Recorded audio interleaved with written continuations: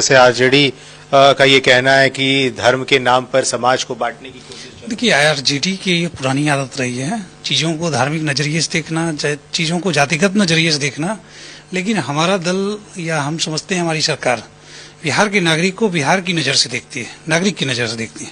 और बिल्कुल स्पष्ट है कि ये सिक्योरिटी के हिसाब से उठाया गया कदम है।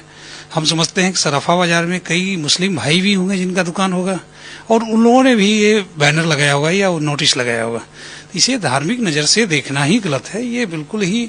और मैं समझता हूँ कि ये पूरे देश, जैसा मैं देख रहा था कुछ न्यूज़ क्लिपिंग्स को, तो ऑल इंडिया करके इनका कोई ऑर्गेनाइजेशन है, तो मैं समझता हूँ पूरे देश में ये लोग ऐसा करने जा रहे हैं।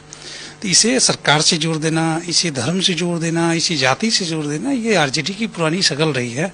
और आरजेडी अपने किए गए कामों को आदत से बाज आएगी नहीं, वो ऐसे ही करते रहेंगे। लेकिन किशोर जी, मुझे लग रहा है कि अभी हाल के दिनों में हिजाब प्रकरण जिस तरह से बिहार में हो देखने को मिला और देश भर में ये बातें सामने आई, नीतीश कुमार ने जो नुसरत प्रवीण का हिजाब खींचा था, आपको लग रहा है उसके बाद से ही विपक्ष के लोग काफी ज्यादा आक्रामक हैं और चूंकि हिजाब का मामला आया है तो एक बार फिर से इस मामले में देखिए, ना उस दिन हिजाब का मामला था, ना आज हिजाब का मामला है, ना सिर्फ पर्दानशी का मामला था उस दिन भी।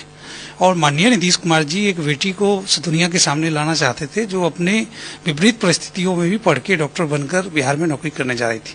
और आज खुशी की बात है आपके प्लेटफॉर्म के माध्यम से मुझे बताते हुए कि आज वह ज्वाइन भी कर चुकी है, डॉक्टर के रूप में अपनी सेवा देगी। उस घटना को इस घटना से देखना भी उचित नहीं है। मैं समझता हूँ कि सराफा बाजार के जो भी लोग हैं वो काफ़ी पूंजी लगा के बैठते हैं। कई अजनबियों का आना होता है उनके यहाँ, चेहरा ढक के कोई भी व्यक्ति आएगा, उसे पहचान पाना, उसकी मंशा को समझ पाना सराफा व्यापार करने वाले व्यापारी की दूसरा एंगल ये भी तो है कि मान लीजिए जिनको ये बात पता नहीं है कि आपको हिजाब पहन के नहीं जाना है, मान लीजिए कोई महिलाएं अगर आती हैं आभूषण खरीदने तो उन्हें तो रोक दिया जाएगा वहां पर कि आप यहां से चले जाइए क्योंकि आपने हिजाब पहना है। इसमें क्या आपत्ति है? अगर मैं कहीं पे जा रहा हूं और मुझे सामने वाला बोलता है कि भाई ऐसा करके आप आइए, तो मुझे जाना पड़ेगा। और आपने देखा होगा लूट की जितनी भी घटनाएं आपने देखी होगी, सीसीटीवी वायरल होता है, सब में लुटेरा जो है हेलमेट पहने होता है लगभग।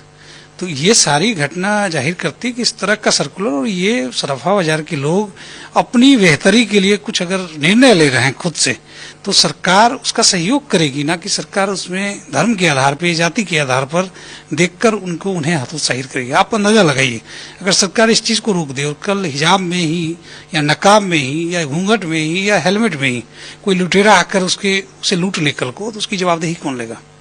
क्या राजद के लोग लेंगे या वो लोग लेंगे जो आज इस निर्णय का विरोध कर रहे हैं? तो स्पष्ट है, निजी जगह पे कोई भी नियम नहीं चलेगा, वहां पे सिर्फ उस व्यक्ति के आधार पे नियम चलता है और वही नियम चल रहा है। सिक्योरिटी के आधार पर लिया गया फैसला है। मीरा